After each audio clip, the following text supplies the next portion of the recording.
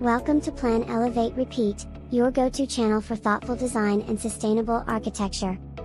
Today, we're diving into the materials that are shaping the future of green building. Let's explore how modern architecture meets sustainability. The construction industry produces nearly 40% of global carbon emissions. From manufacturing to maintenance, buildings have a huge environmental impact. But change is happening, thanks to innovation in materials and design. Sustainability is no longer optional. It's essential. Let's start with cross-laminated timber, or CLT. It's engineered wood made by gluing layers of timber at right angles. It's strong, lightweight, and stores carbon instead of emitting it. Skyscrapers made of wood? Yes, it's possible, and it's happening. Scene 5.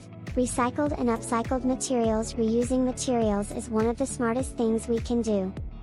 Recycled steel, reclaimed wood, and plastic waste are being turned into building blocks.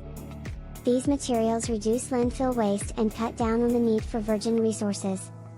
And they're often more cost-effective too. Mycelium and bio-based materials. Nature is offering some surprising solutions. Mycelium, the root system of fungi, can grow into insulation panels. Algae-based bricks and bioplastics are also emerging as sustainable alternatives. These materials are biodegradable, renewable, and low impact. Passive houses, which rely on orientation, insulation, and natural ventilation, use almost no energy. Green roofs absorb carbon and manage stormwater. And energy-positive buildings now generate more power than they consume. Of course, there are challenges.